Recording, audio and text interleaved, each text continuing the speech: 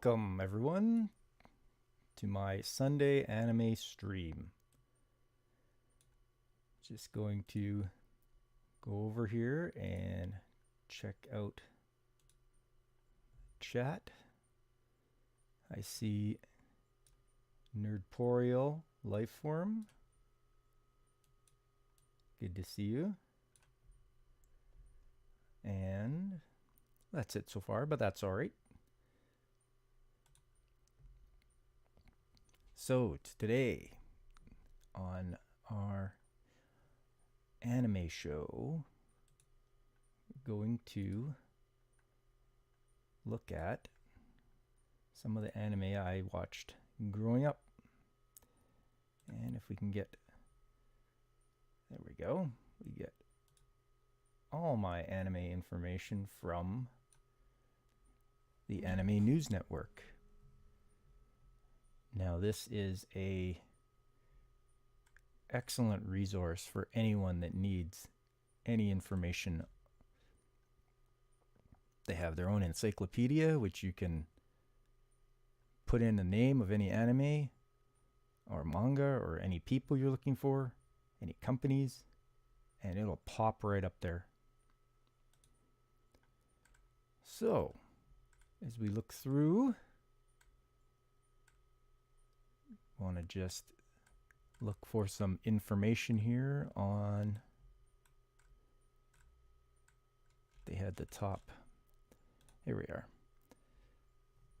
Japanese animation TV ratings for April 25th to May 1st. Kiki's Delivery Service earns a 10.1% rating. That is pretty impressive for a show that was released back in 1989. I have seen it. It's pretty darn good. I definitely recommend you watching it if you haven't seen it. What do we got here? There's Survive, Inside the Human Body, Jintai no Survival anime film, aired on NHK East on Sunday, May 1st at 3:45 p.m. earned 0.3%. Oh, well, that doesn't sound very good.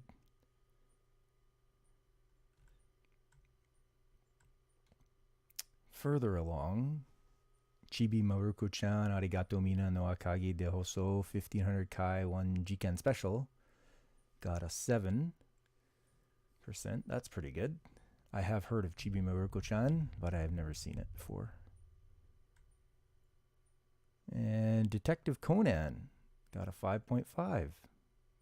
Once again, I know of Detective Conan, but I've never really sat down and watched it. Doraemon got 3.5. That's a popular kids show. One Piece got a 3.3. Definitely the way that Juggernaut's going, it's always going to be on the list, I'm sure. Sorieke Ampanman got a 3. Not bad. Delicious Party Precure 2.8. Love All Play 2.8. Crayon Shin-chan 2.7. Crayon Shin-chan is supposed to be good, a pretty good comedy show. Oshiri Tantai got a 2.3. And Animated Osaru no George, Curious George, got a 2.1. So look at that, Curious George. I used to watch that when I was a kid, and it got a pretty good rating. Well, that's good. So move along back here. Lots of information. And it looks like it's added daily. But the one I wanted to look up was this one. Galaxy Express 39. Blaine's Escape Corner. Welcome. Oshiri Tantai is literally the butt detective. Oh, I did not know that. That's pretty funny. But here we have one of my favorites. It's quite old. Galaxy Express 39. I believe it was put out in 1978 to 1981 at 113 episodes.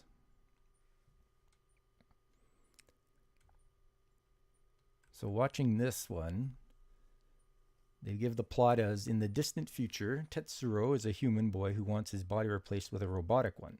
This is possible, but to do so he has to reach the immortal planet. On board the space train Galaxy Express 39, Maytel, a beautiful and mysterious blonde woman dressed in Russian style, joins him in the long journey through space. Every episode sees our heroes arriving in a new planet's space train station. So, watching this show, it dives into some pretty deep philosophical discussions as to whether you want to live forever as a mechanical machine, or do you want to accept your humanity and everything that comes with it, the emotions, the hurt, the pain, the dying, or do you be mechanical and live forever but you can't experience any emotions or any kind of feelings at all? It's I would recommend it as a good watch, and as you can see, there's lots of adaptations, lots of movies, lots of sequels, lots of alternate retellings. There's some spin-offs too, like Maytel Legend, which tells us the history of her and where she's come from and who her sister is. Because if you don't know, her sister is a kind of a big deal.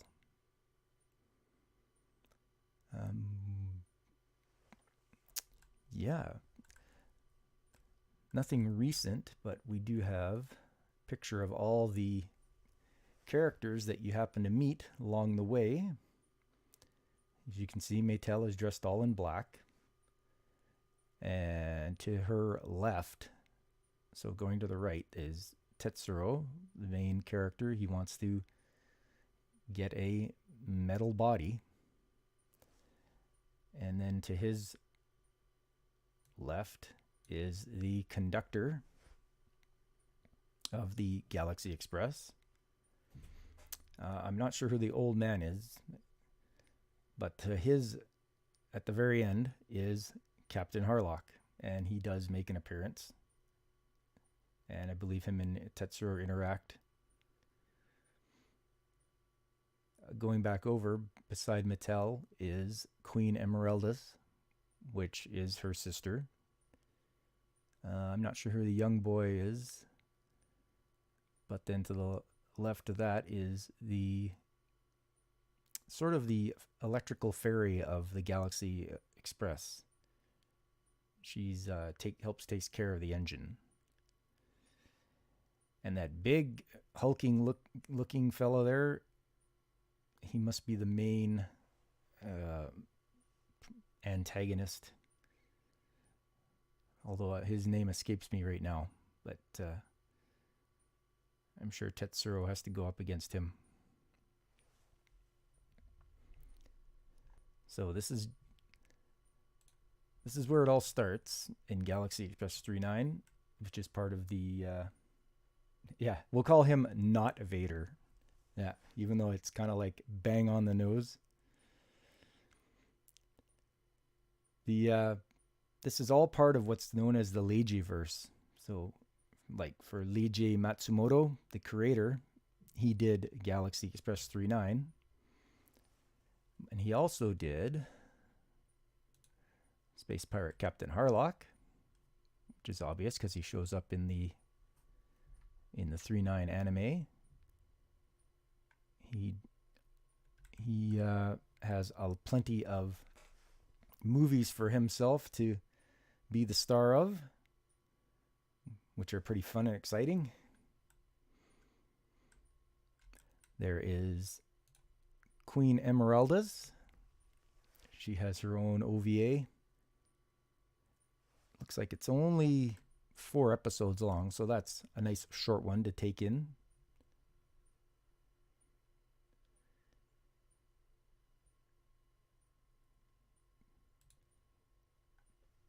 Yeah, you got that right, Blaine. Uh, yeah, George Lucas did take his inspiration for the Jedi from samurai. It's yeah, he must have loved that when he was growing up. And it's like they are so samurai like, very honorable. They don't uh, go out and do anything brash.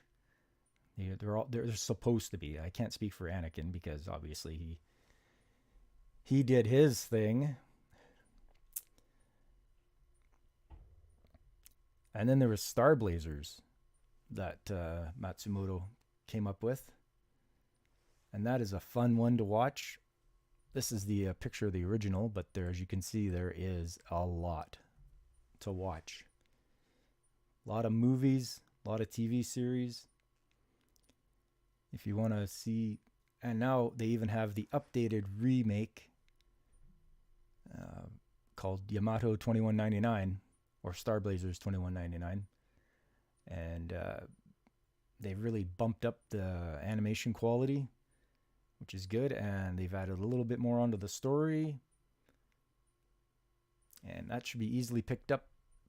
I managed to buy mine off Amazon.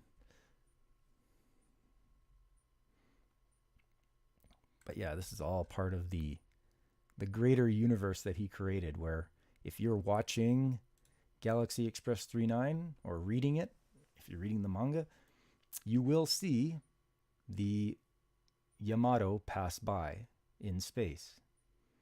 Or you'll see Captain Harlock ship go by, and maybe they'll help you out or not. So it's pretty good. He's made his own sort of mini universe. And as far as okay, they called it Star Blazers, but Yamato 2199. Oh, not that one. This one.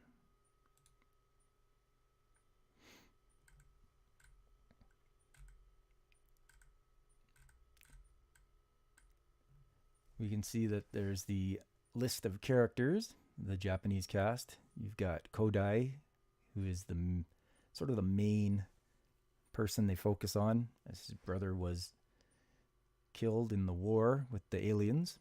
And then the love interest is Yukimori. And Daisuke Shima is the navigator, the pilot of the Yamato. And then there's Captain Juzo Okita, who's obviously the captain.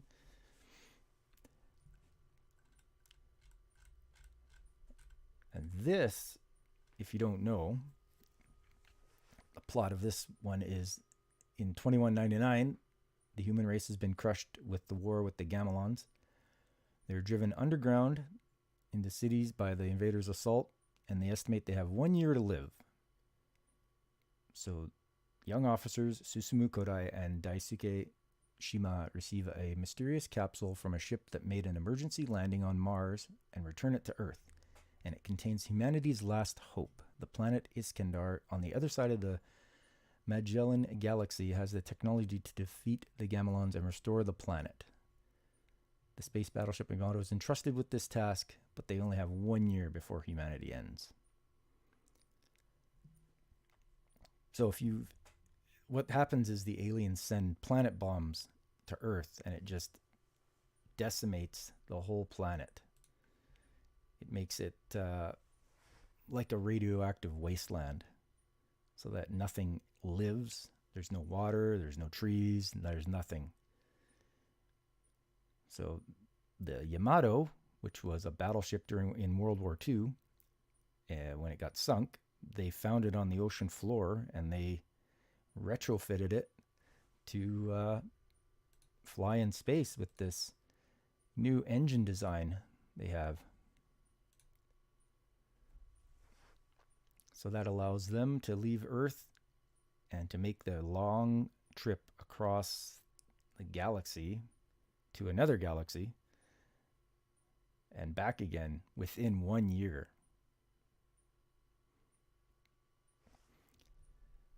So let's see. Yes, there's also sequels to this one. It's Uchusenken Yamato to Ryu Jidai Sereke 2202 Nen no Sentaku. So that's the Warriors of Love 2202, and I believe there's even one more after that. I have to see if we can find it.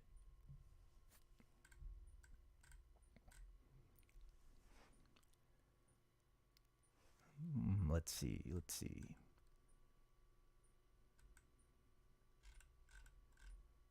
There's got to be some good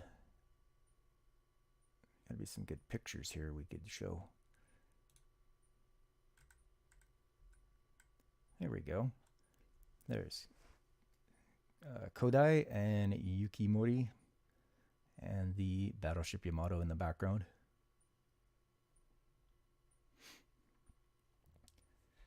Watch order to the series? I guess it depends on how much time you have. Because really, you could go with the TV series, which will take you a while, but it's more in depth. Let's see, the old TV series.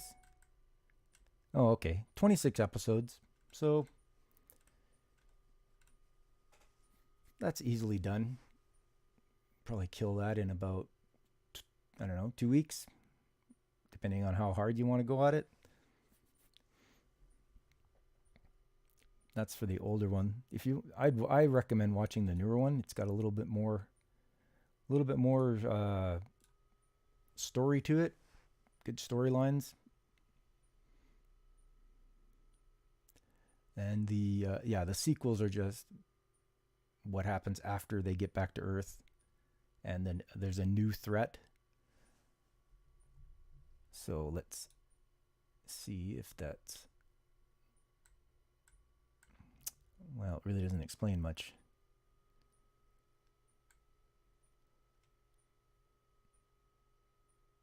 Well, I'm sure it will... I know it's out there. We've got it already. I don't like this ad that keeps popping up. It's just disgusting.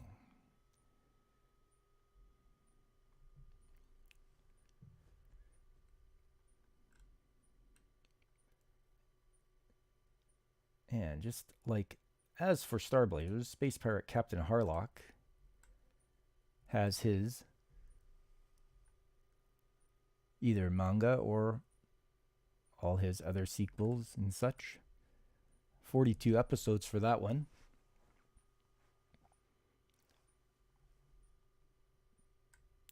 So the plot for his is the year is 2977, and mankind has become complacent and stagnant.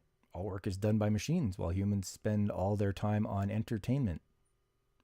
Oh, that's a little bit on the nose now, isn't it? Sounds familiar. But when a mysterious invader from the stars catches Earth unawares, only the legendary space pirate Captain Harlock and the crew of the Arcadia have the will to stand against them. I don't think I've watched this one, but I have watched Harlock Saga OAV.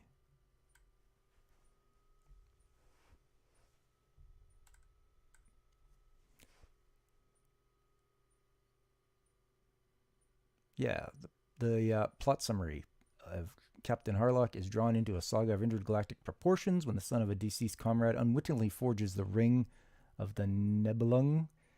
Evil forces gather to wage war against the last remaining superpowers of the galaxy, led by a demented outcast. Harlock must counter the amassed armadas that threaten the last gods and recover the ring before paradise is lost. Well,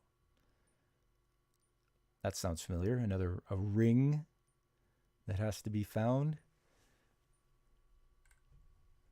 I don't know. I think maybe they read themselves some Tolkien.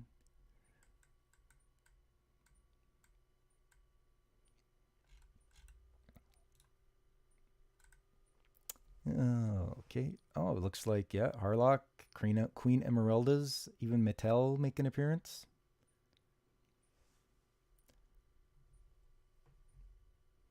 There is definitely a lot of Captain Harlock to watch and enjoy.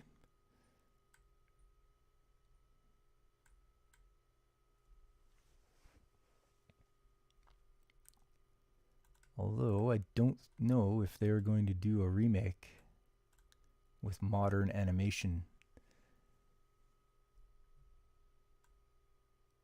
I think they should, of course.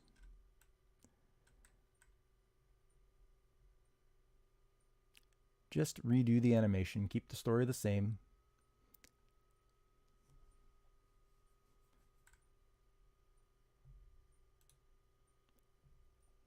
Let's see here. So there's a couple of sequels. Arcadia My Youth Endless Orbit, SSX. That's from television. Captain Harlock and the Queen of a Thousand Years. Captain Harlock Mystery of the Arcadia. That was a movie. Gun Frontier TV. Harlock Saga. Yes, the OVA. Harlock Space Pirate movie. Oh, a remake. Okay.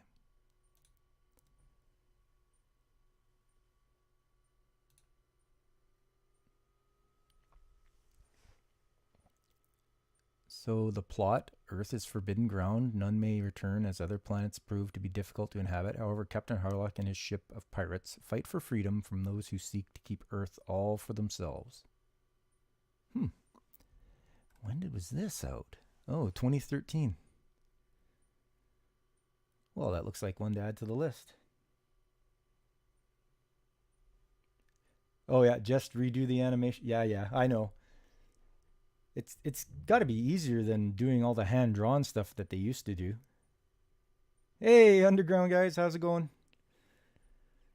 Just chatting it up about some Space Pirate Captain Harlock. But yeah, the animation should be a lot easier for them to do nowadays, I would think. Yeah, you can use computers and such.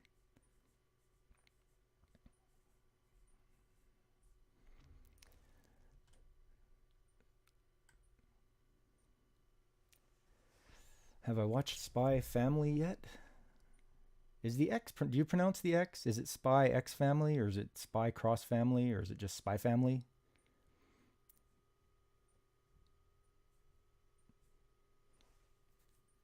I have not watched it yet.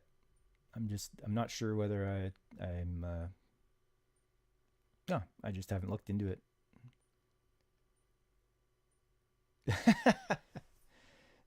It's Spy Cross Family or Spy Family. Oh, settle down now. Yeah, regardless of what it is, I'll have a look into it. I'm definitely always looking out for new shows to watch. I do like my old stuff though, which is why I'm here now. Trying to show a little bit of love for the old stuff.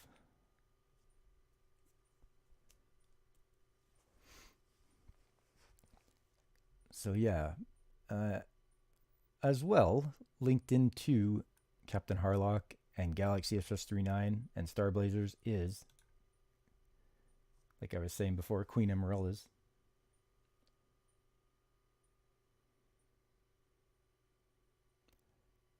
And that's not a bad show. It says here that the story revolves around a race that seeks to dominate the galaxy. A lone mysterious female warrior known to others as Emeraldas sails the endless planets of the universe in her seas of starship, fighting the tyranny of the merciless race. She is tormented by the memory of her lost love. Yes. And let's see. You see her ship there. No. Oh. Won't even let me make it big. Hey, Pacific. Thanks for stopping by. Let's see if we can catch up here.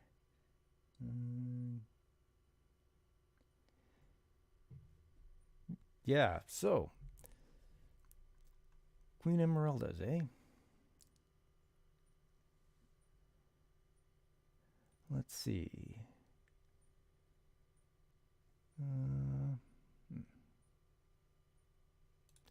You just got to see her ship here.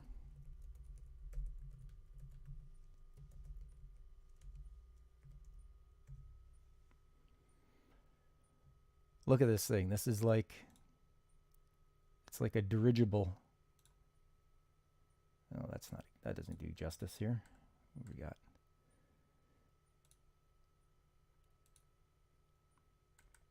So this thing is like a big blimp with a pirate ship hanging off the bottom of it.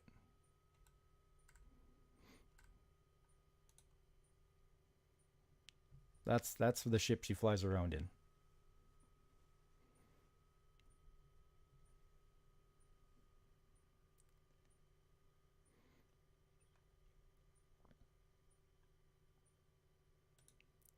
So yeah.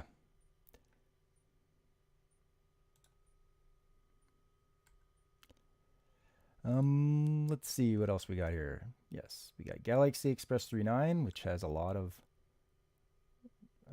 good retellings and such, and sequels. We've got Captain Harlock, Captain Harlock the original. We've got Queen Emeraldas, which is still part of the Matsumoto universe. And Star Blazers, which is a good one.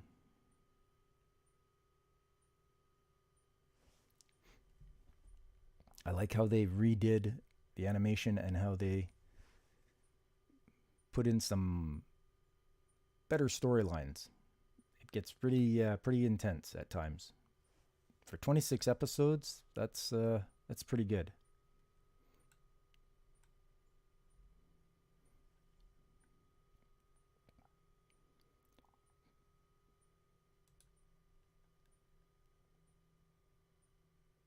So,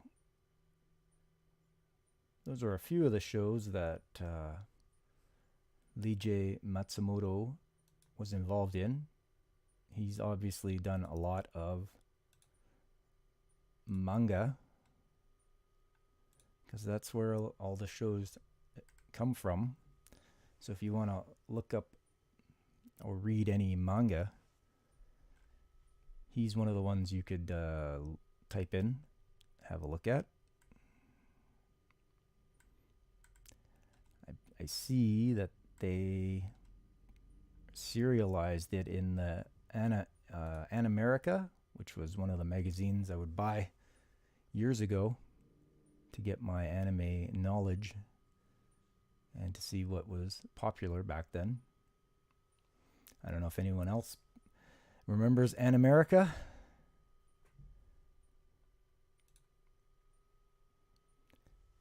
There it is there. And look at that on the front, Cowboy Bebop. I'm not sure if they keep it up. Oh no. No, 2007 was the final newsstand issue. I guess because everything went to being digital.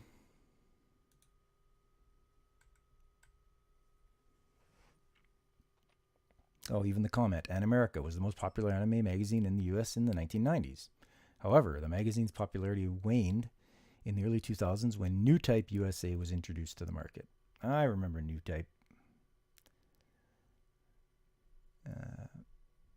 In 2005, Viz Media canceled Animerica's monthly format and converted the magazine into two different formats, a convention edition and a quarterly digest edition, available at Borders, Walden Books, and Best Buy. Both formats were free giveaways.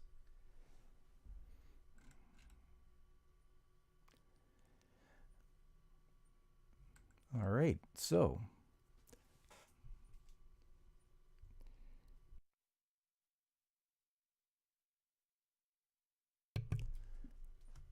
Oh, let's see. What's going on in the chat here? Sometimes they feel they dumb down the characters so much the plot can happen. I'm here for it. Last episode of Beast Princess. Love the way. Even too. Also, how this sentence doesn't make sense to anyone else. You're right, it doesn't. I don't think I've ever seen that.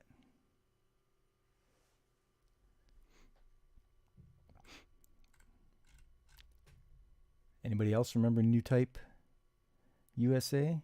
I think I have a few issues of that. I think it also came with some DVDs too. You could watch. They'd give you some, like, an episode or so to watch with each month. Some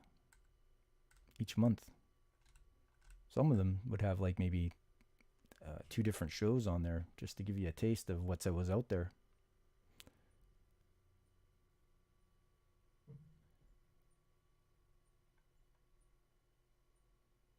But yes, it was Animerica that had, and it says Area 88 manga, Galaxy Express 39 manga, 1 Pound Gospel, and Yurusei Yatsura.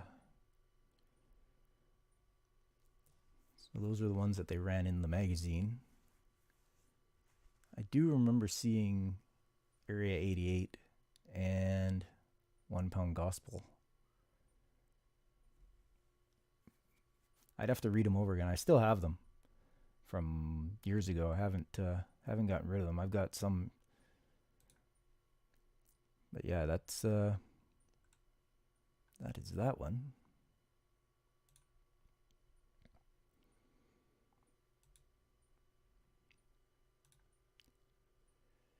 So Space Battleship Yamato.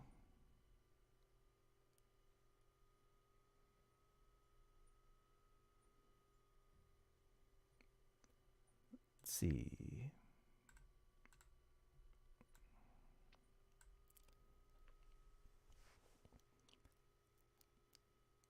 So as I was saying, there's plenty to choose from. There's also lots of movies.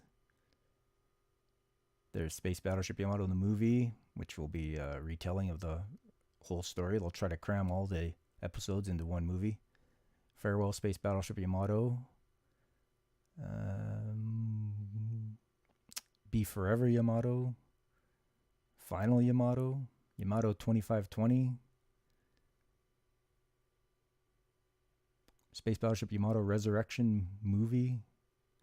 Oh, and Space Battleship Yamato live action. If you get a chance, try to find the live action Space Battleship Yamato. It's actually pretty good. It veers a little bit from the anime, but yeah, it was a fun watch.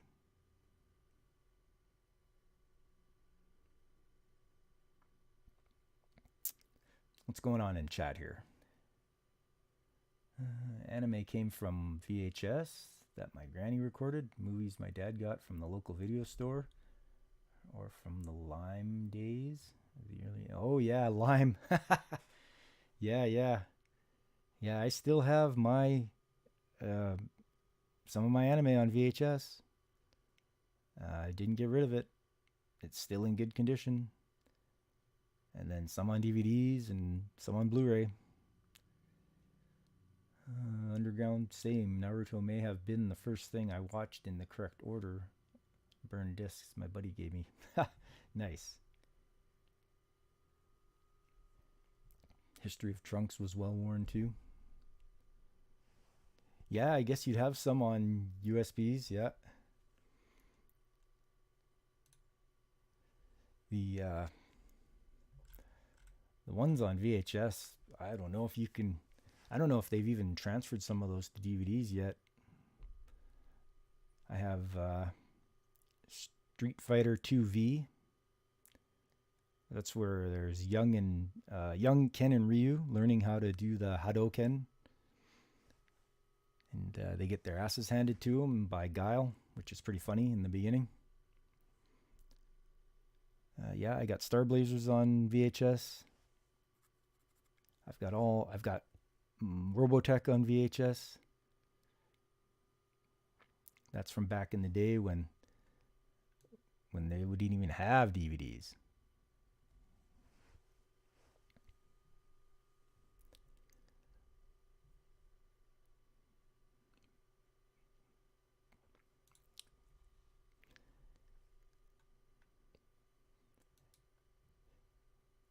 Okay. So yes, if you ever need a good source is the Anime News Network for finding out anything you want to know. Whether it's reviews, news,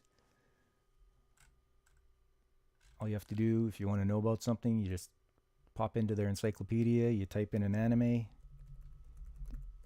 Street Fighter, we'll try that, and bang, list comes up. And it'll go through anything that's got those keywords in it. Street Fighter 2V, Alpha, Zero, Super Street Fighter 4, Street Fighter 2 the movie.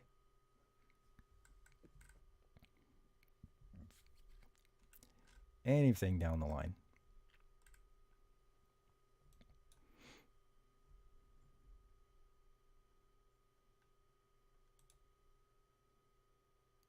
Same goes with manga. Anything you type in.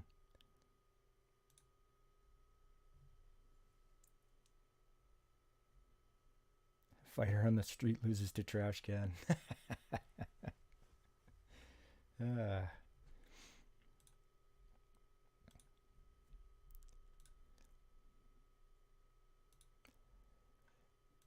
There's one other one I used to watch when I was a kid. And that was Astro Boy. And it was on TV, obviously in reruns. I didn't watch the original because that one came out in 1963, and I'm not that old. But they did bring it over here. And they dubbed it, obviously. So their plot was in the distant year of 2003. 2003, right, eh? Japan is a technological utopia and robots are everywhere. One such robot, Tobio, was built by the brilliant Dr. Tenma to replace his dead son. But when it soon becomes apparent that Tobio is an imperfect copy of his departed child, Dr. Tenma throws him out. He is rescued from the scrap heap by the benevolent Professor Ochanomizu, a crusader for robot civil rights. Now the little robot, renamed Astro Boy, is given a mission to defend Japan and the world from all manner of sinister threats, using his 7 super abilities and 100,000 horsepower worth of strength to battle evil. Astro hopes to set an example to the world of the good which all robots are capable of. Well, I'm sure they had to edit that out a bit. I don't think they would have shown that his throwing the robot out into the junkyard just because he was because tormented.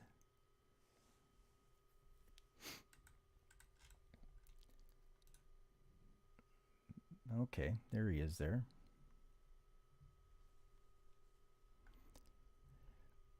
And apparently there's a remake in 1980.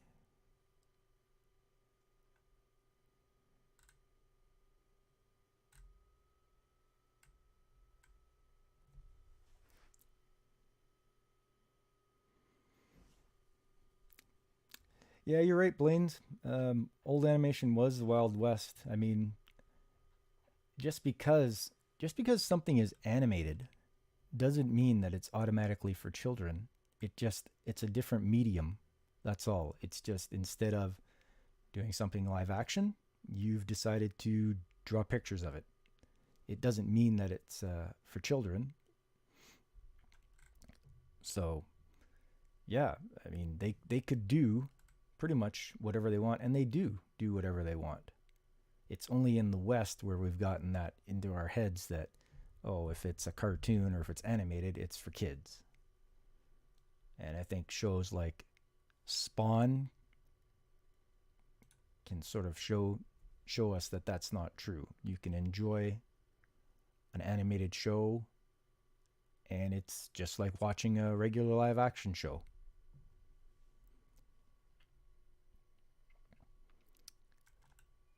So for this one, yeah, same thing pretty much. Creating a robotic boy in the image of his recently deceased son, Tobio. Professor Tenma thought nothing could go wrong, and now that his beloved child has been reborn, that is until he comes to realize that this invention could never replace his son. Before long, however, the robot is kidnapped and spirited away to a robot circus. And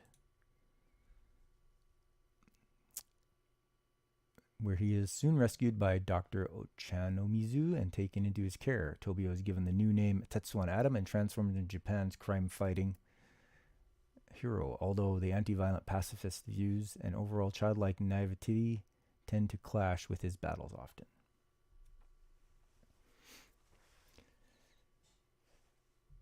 That's one of the big reasons I fell in love with anime. Growing up, Simpsons was the only adult Western animation. Yeah. So they followed in the footsteps, I think. The Simpsons and Family Guy, Bob's Burgers, you know, those have arrived late to the party, but they can show people that, yeah, it's not just wacky silliness and, you know, slapstick stuff.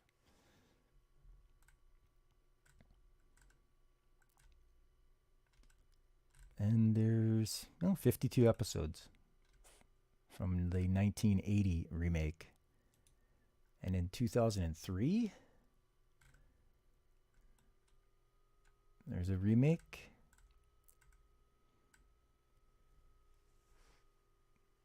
So it says Astro is a robotic boy that possesses superhuman powers and an artificial intelligence system that is unparalleled to any robot. His creator, Dr. Tenma, created him to replace his late son, Tovio.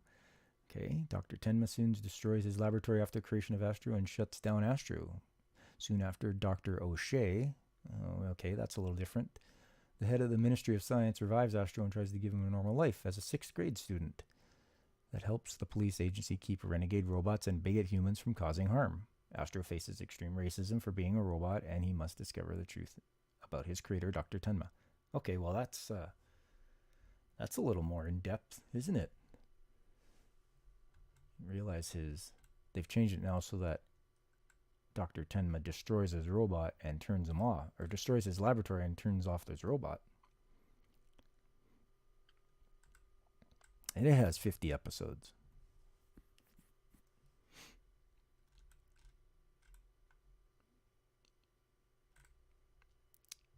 So that's a little newer.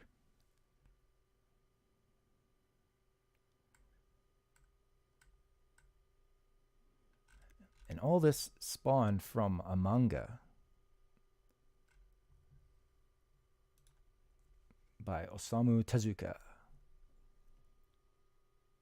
who is Osamu Tezuka is known as the god of manga.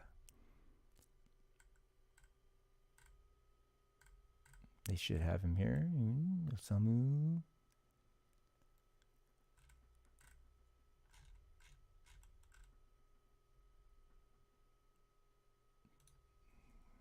Helps if I spell it right. There we go. Boom, first one. He's the Disney of Japan. Yeah, exactly. I agree. He's born in 1928. He wrote his first manga in 1937. Then creates his pen name in 1939. And his first published manga, Diary of Machan, in 1946. Just, he kept putting out stuff year after year after year. It's unbelievable. Oh, and then in 1989, he dies of cancer. That sucks.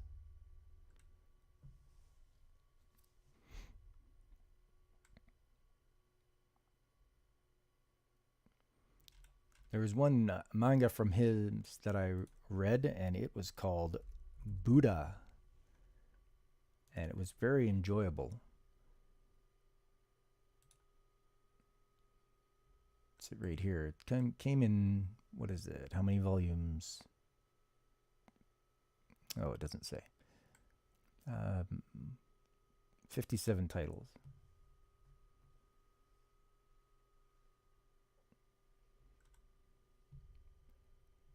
This was a good read. It just, as the plot says, in ancient India, the lives of the replagued by drought.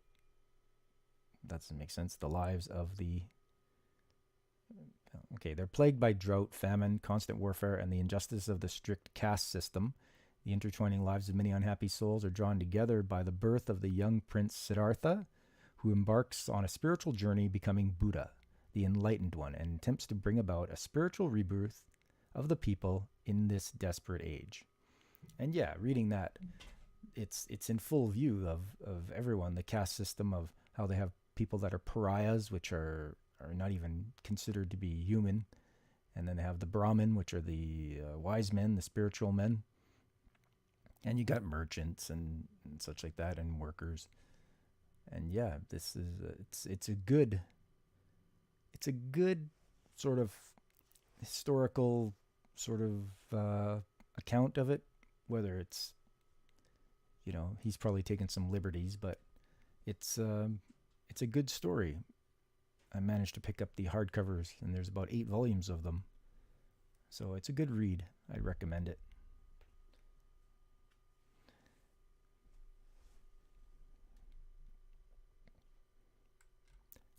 As well as there should be some other ones that he's done.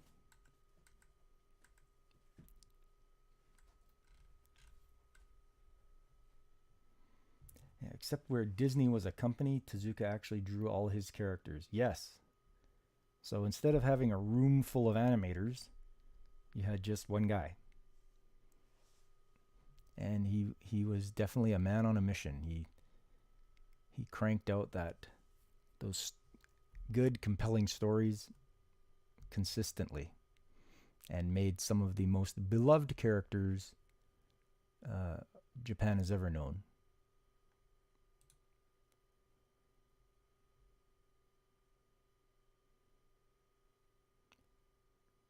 Yeah, there has to be some.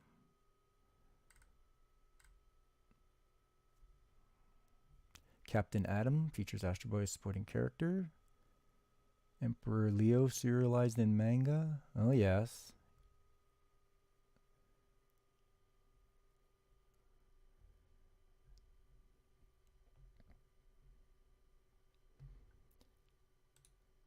Let's see here. Let's close this up for a second. I just want to look up something here. I think it's Toei Animation.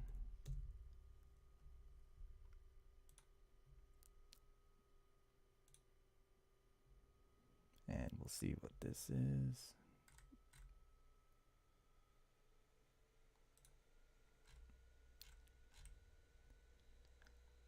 Okay.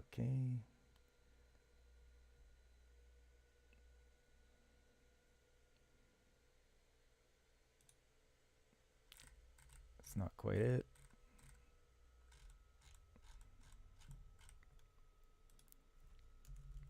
See what we can do here.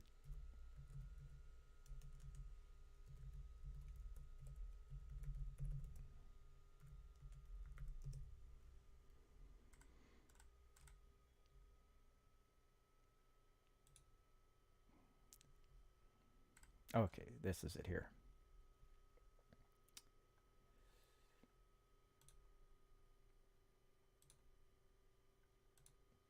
Okay, Toei's website, they have their list, Toei Animation list of works. So it's got Galaxy Express 39. It's got how many episodes it is, when it aired, and a synopsis of the story. But when I was here before, I was looking, and it has, you can pick by decade, Toei Animation. So clicked on the 70s, and at the very bottom, where was that? 19. No. There's Mazinger Z. Zinger Z versus Devilman. There's Cutie Honey. The Little Mermaid movie aired on March 21st, 1975. Look familiar to anybody? Maybe some big corporation might have looked at this and said, yeah, Disney. Yeah. I'm sure they got their inspiration from something else.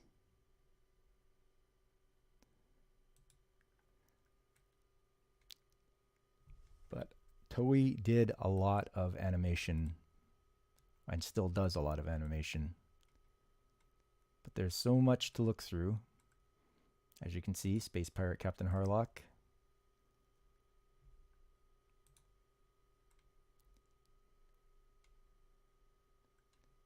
Yeah, Blaine's Kimba, Simba. Yeah, they really got creative. We can just change a letter and call it good, right?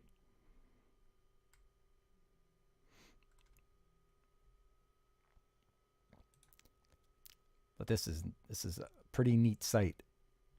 Being able to find all these different shows that Toei has made. I've got Sinbad the Sailor.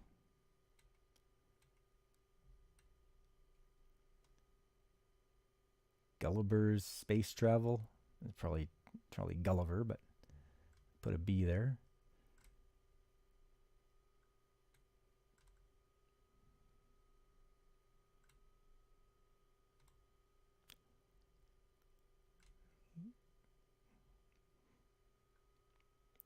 Not many I'm very familiar with in the 1960s.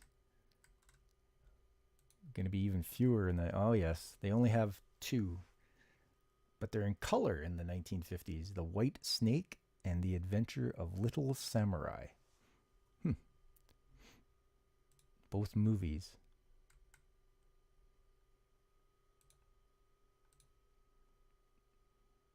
No synopsis or anything. Oh, well.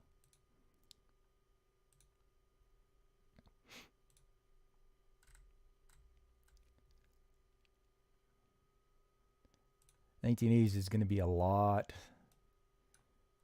There is going to be a lot of more shows as they grew in popularity. Galaxy Express 39 Crystal Claire.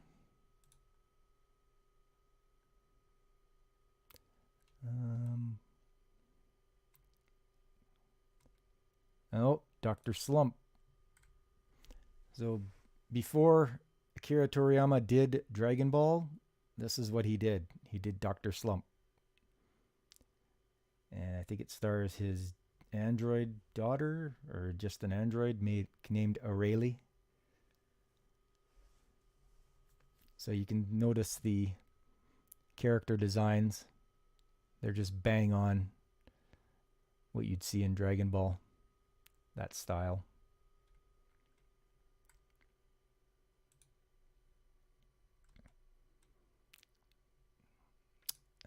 Movie, Adieu Galaxy Express 39.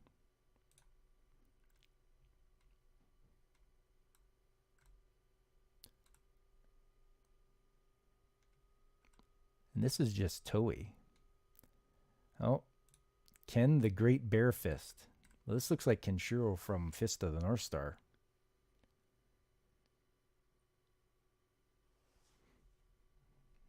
So I wonder if that's where he got his start on TV.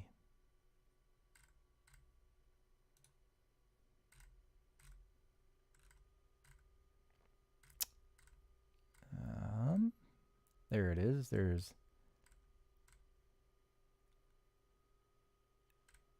Muscle Man.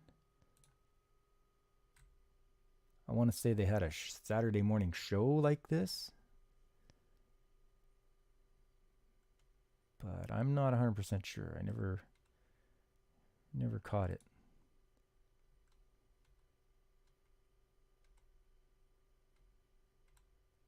And there's Dragon Ball, of course.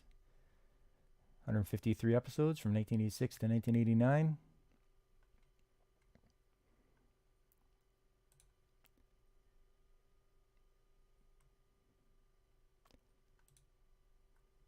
Ken the Great Bare Fist, the movie.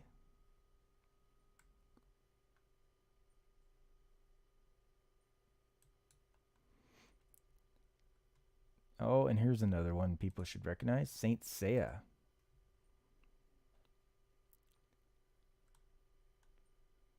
I have never watched this, but it looks like it familiar. I swear that wasn't it called Zodiac Knights or something over here?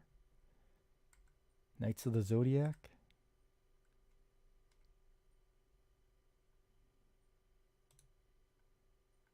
Oh, darn it. There we go.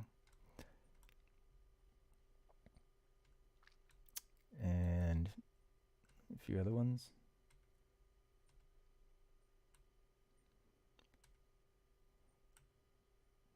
Couple of Dragon Ball movies. More Saint Seiya movies. Oh, Dragon Ball Z.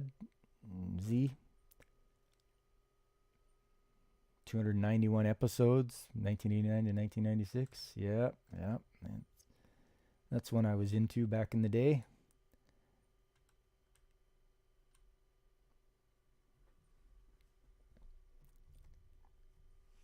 So yeah, Toei.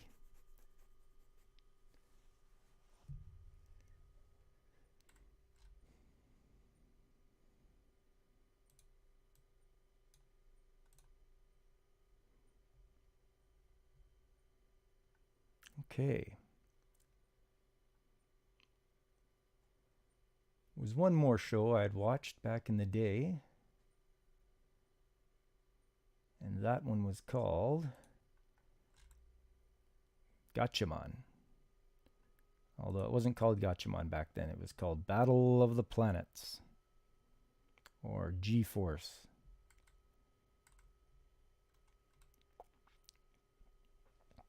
And they should have it here. If I type in Gatchaman.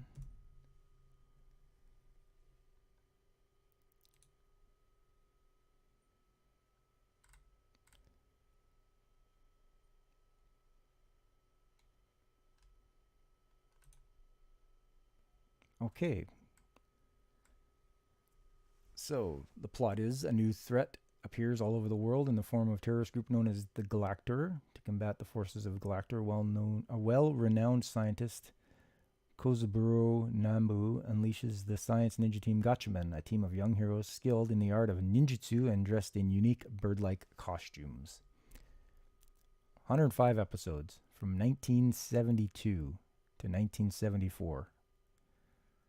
That was in Japan, and then the USA says 1978. So yes, this was a very action-packed show. And it had the characters Ken, Jun, Joe, Jinpei, Ryu, and the main bad guy was Bird Katse, and his boss was Sosai X. And it was just like a disembodied head on the screen that would talk to him.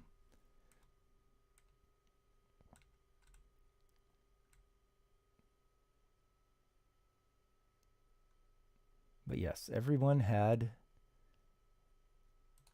their own distinct personality and backstory.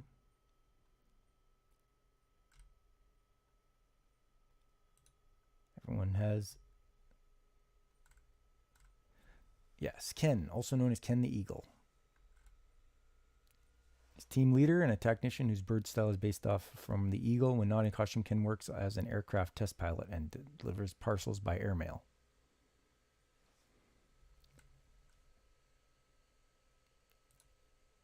And there's Joe Asakura. He's known as Joe the Condor. He's second in command, marksman, and weapons expert. His bird style is based off the Condor and usually lives alone in a camping trailer. Okay, then. And there's June. also known as June the Swan. Team's electronics and demolitions expert. Her bird cell is based off the Swan. Her workplace, Go-Go Cafe Snack J, serves as the gathering place for the Science Ninja team, which also serves as hers and Jinpei's home.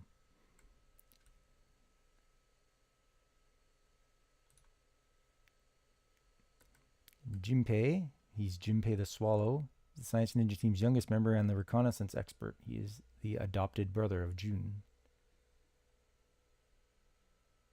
And the final member of the team, Ryu Nakanishi. He's also known as Ryu the Owl. His Science Ninja team's pilot of the God Phoenix, Nude God Phoenix, and Gacha Spartan. Among the team, Ryu is the only member who has living family members, his father and younger brother. A mother is also briefly mentioned in episode 57 in the original series, though it is unknown if Ryu's parents are divorced or if she rarely stays at home. Oh, and you have to see this. You have to see their plane they fly in, the God Phoenix. This thing's awesome.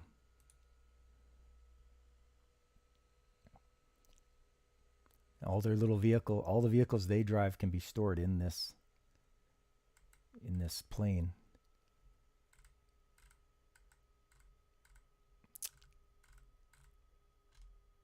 Yeah, so it stores the G machines. The God Phoenix uses G1 Mecha's vertical fin as its own, but it can fly when G1 Mecha isn't docked. The G1 Mecha is a high-speed fighter, jet disguised as a propeller plane. It can fire laser beams. G2 Mecha, this is strictly land-based, but can glide briefly. The engine is in the trunk, the machine gun weapon under the hood. It's a race car disguised as a 1970s-style sports car. The weapon can also be used when docked. G3, the Mecha, is a motorcycle that can also function as either a jet ski or an ordinary motorcycle. It can fire lasers. G4 is the Mecha of a miniature tank that can fly and submerge. It has most weapons such as a net, a circular saw, and typical bombs. Thanks for coming by, Underground. Appreciate you guys. G5, the God Phoenix, has limited arsenal stated above and is otherwise reliant on the team's G machines and other own pocket weapons. Oh, but I can't believe they're not showing us the alternate form of this thing. The God Phoenix. It was replaced by the more power new God Phoenix. Gatchaman 2. Oh, yeah.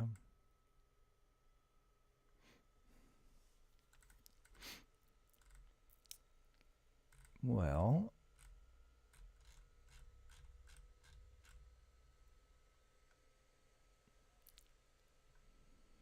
let's see.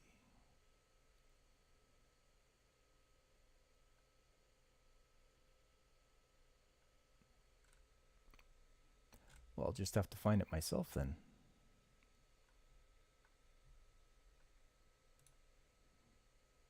Let's see if I can't take a look here.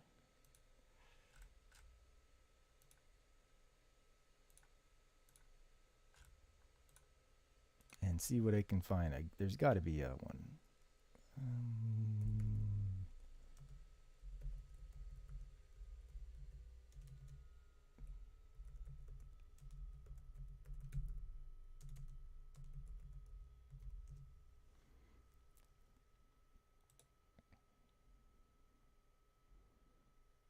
Okay, there we go.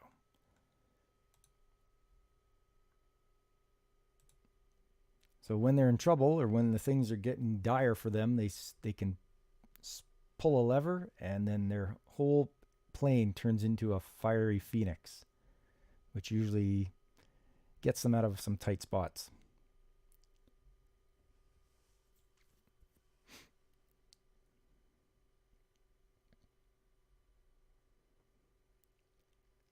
So yeah, it was pretty boss at the time watching that thing. And it would take its toll on everybody inside the ship too, because it would all get covered in flame.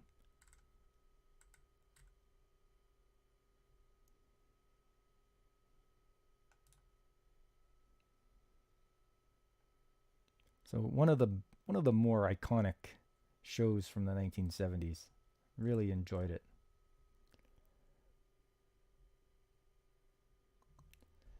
So I hope this is maybe convinced a few people to try them out. It may seem, you may not think that you like them, but if you give them a chance, it couldn't hurt. But I can't stress enough that you should try to get the original subbed, and when possible, one that hasn't been hacked and edited down by the Western dubbers, because this stuff is pretty enjoyable and they got good stories, and that's all we're looking for nowadays is some good stories. Something with either the hero's journey or something with good defeating evil, where it's just black and white, and the things the things are good defeat the things that are evil, and that's all we're looking for. At least I think nowadays, anyway. So yeah, I've been going for a while now. I think I might end the stream there. I just want to say thanks for coming out. Pacific 414, thank you for your support. The Underground, you guys are awesome. I like watching your content. I hope you enjoy watching mine. I appreciate you coming out. Blaine's Escape Corner, I like talking with you. You have some good takes. And I'm glad we can come together and express our love of the anime genre. And you know what? A weekly panel show is a good idea. I think I'll just have to stop using OBS and start using like StreamYards or something like that, and then I can have people on a bit easier. So, maybe next time you and I can do a stream and chat back and forth in real time about our favorite shows. I'm always looking to expose the old shows to the younger generation, just so they can have a good look at it and see where things have come from, and knowing that they can enjoy it just as well as we did back in the day.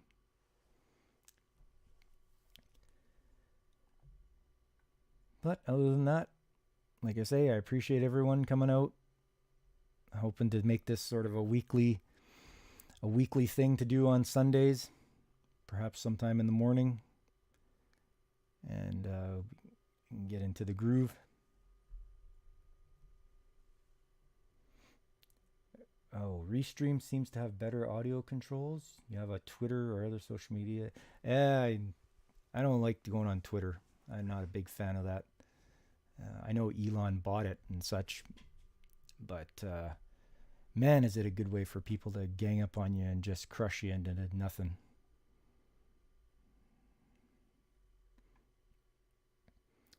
I don't even do Facebook or anything like that.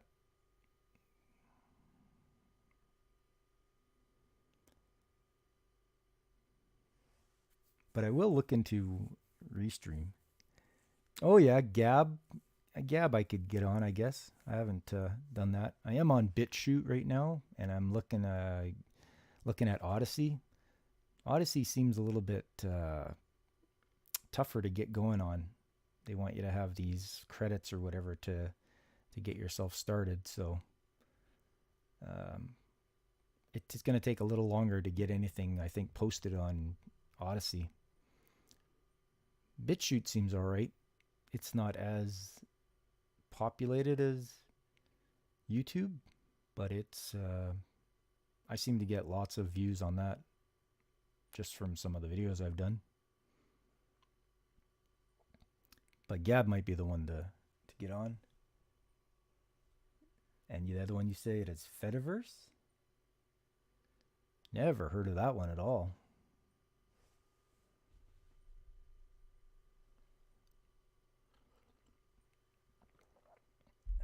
Take a sip of the old morning tea. But I guess it's afternoon now. Never mind. Afternoon tea.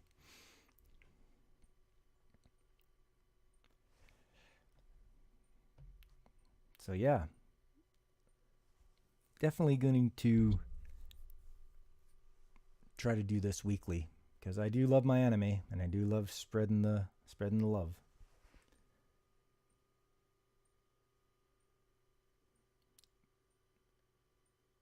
Oh, okay. Yeah. Yeah.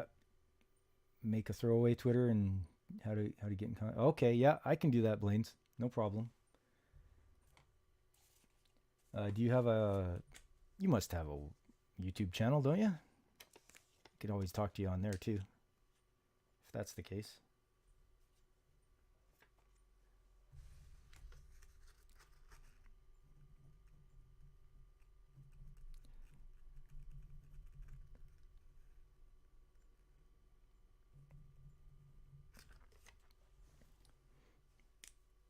I'll check it out after I'm done the stream here. Check it out and see what it's like.